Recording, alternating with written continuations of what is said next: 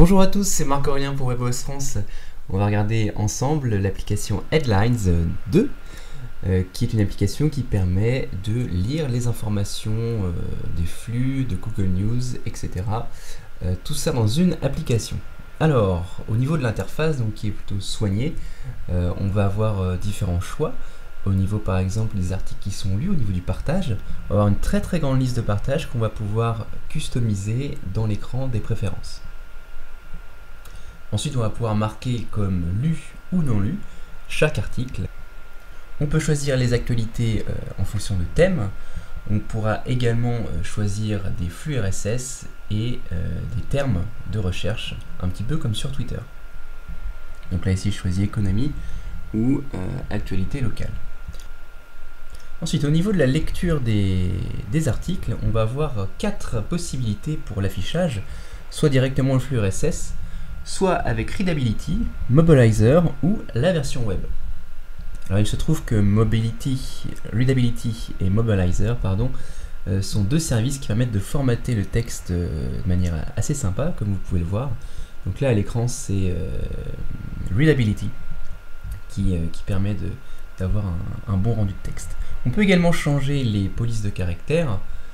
On va pouvoir toucher aux bordures du texte, à la luminosité de l'écran, ainsi qu'à la taille du texte et les changements au niveau de l'interligne.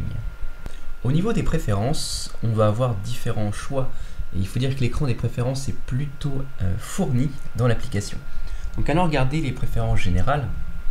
Donc tout d'abord, on peut choisir une langue par défaut, sachant qu'on va pouvoir mélanger différentes informations dans différentes langues, différents flux d'informations dans différentes langues.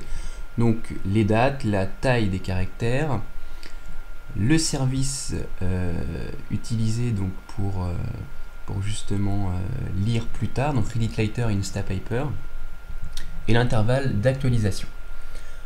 Au niveau des autres préférences, donc au niveau du partage, je vous ai montré au début de la vidéo toutes les options de partage. Évidemment, on peut les désactiver.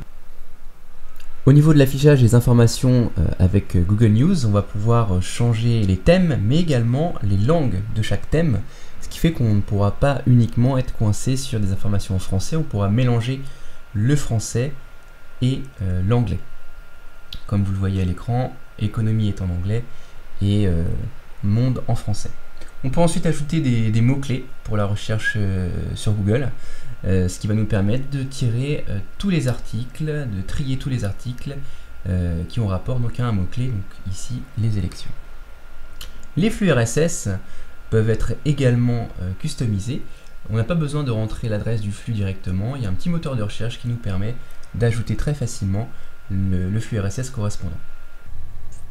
En conclusion, Headlines 2 vous permettra de lire très facilement toutes les informations qui soit viennent de Google Actualité ou de n'importe quel autre flux d'informations, flux RSS, grâce à un écran de préférence plutôt bien foutu et plutôt assez massif, on va dire.